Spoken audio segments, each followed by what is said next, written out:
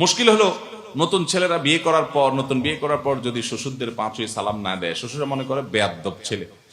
জামাইয়ে তো শ্বশুরের পা পর্যন্ত নেমে গেছে।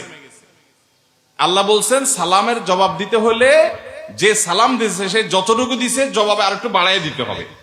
তো জামাইয়ে নামতে নামতে শ্বশুরের পা পর্যন্ত নেমে গেছে, সালাম দিছে বেচারা। এবার শ্বশুরের জবাব দিতে গেলে পায়ের থেকে আরো নিচে নেমে জবাব দিতে হবে। এবার জামাইয়ের কি ধরবে শ্বশুর?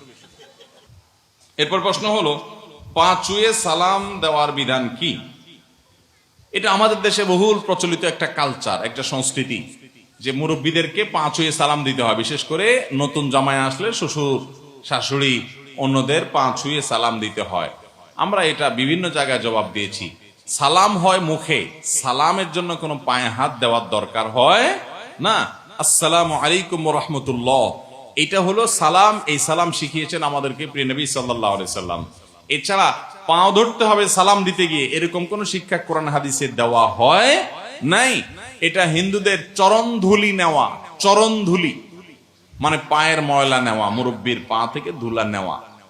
সেটা আবার মুসলমানদের মধ্যে আসছে পদধুলি নেওয়া, ওখান থেকে আসছে পা ছুঁয়ে সালাম করা। কথা বুঝতে পারছেন? এটা কোনো ইসলামের নির্দেশ না। হ্যাঁ, মুরব্বীদেরকে শ্রদ্ধা করে তাদের কপালে চুমু খাওয়ার কথা, পায়ে চুমু খাওয়ার কথা কোনো কোনো বর্ণনায় পাওয়া যায়, সেটা নিয়ে আলোচনা আছে দীর্ঘ। কিন্তু সালামের সাথে কোনো সম্পর্ক না যে এটা দিয়ে আমি সালাম দিলাম। মুশকিল হলো নতুন ছেলেরা নতুন বিয়ে করার পর যদি শ্বশুরদের পা ছুঁয়ে সালাম না দেয়, শ্বশুরা মনে করে বেয়াদ্দব ছেলে। মনে করে কি করে না? এটা যেহেতু বুঝে না শ্বশুররা, এই জন্য তাদেরকে শ্রদ্ধা সেভাবে করতে হবে। তাদের সামনে কাচুমুচু করবেন, হ্যাঁ, মুস্কি হেসে কথা বলবেন, সবকিছু আগায় জোগায় দিবেন।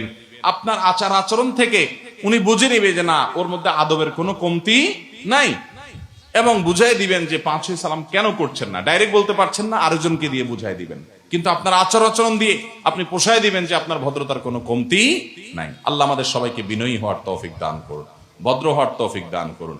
আর পা ছুঁয়ে সালাম না, আমি বিভিন্ন জায়গায় বলি ভাই এই কথাটা, যে সালামের ক্ষেত্রে আল্লাহ বলেছেন যে ওয়াইদা হাইয়িতুম বিতাহিয়াতিন ফাহাইয়ু বিআহসানা মিনহা আও রুদ্দুহা, তোমাদেরকে যদি সালাম দেওয়া হয়, অভিবাদন জানানো হয়, তো যেই ভাষায় অভিবাদন জানানো হবে তুমি তার চাইতে আরো এক কাঠি আগ বাড়িয়ে দিবা, ফেরত রিপ্লাইটা, উত্তরটা আর একটু বাড়ায় দিবা। যদি কেউ আসসালামু আলাইকুম বলে, তুমি ওয়া আলাইকুম আসসালাম ওয়া রাহমাতুল্লাহ বলবা। আর যদি কেউ আসসালামু আলাইকুম ওয়া রাহমাতুল্লাহ বলে, জবাবে কি বলবা? ওয়া আলাইকুম আসসালাম ওয়া রাহমাতুল্লাহি ওয়া বারাকাতুহু, মানে একটু বাড়ায় বলবা। তাহলে এখন পা ছুঁয়ে সালাম দিলে যদি সালাম হয়, তাহলে জামাইয়ে শ্বশুরের পা ছুঁইল, তাহলে শ্বশুরের জবাব দিতে হবে না? সালামের জবাব দিতে হবে না? পা ছুঁয়ে সালামের জবাব কি ছুঁয়ে দিবে বলেন? বুঝেন নাই কথা? জামাইয়ে তো শ্বশুরের পা পর্যন্ত নেমে গেছে। আল্লাহ বলছেন সালামের জবাব দিতে হলে যে সালাম দিছে সে যতটুকু দিছে জবাবে আর একটু বাড়াই দিতে হবে। তো জামাইয়ে নামতে নামতে শ্বশুরের পা পর্যন্ত নেমে গেছে, সালাম দিছে বেচারা। এবার শ্বশুরের জবাব দিতে গেলে পায়ের থেকে আরো নিচে নেমে জবাব দিতে হবে। এবার জামাইয়ের কি ধরবে শ্বশুর?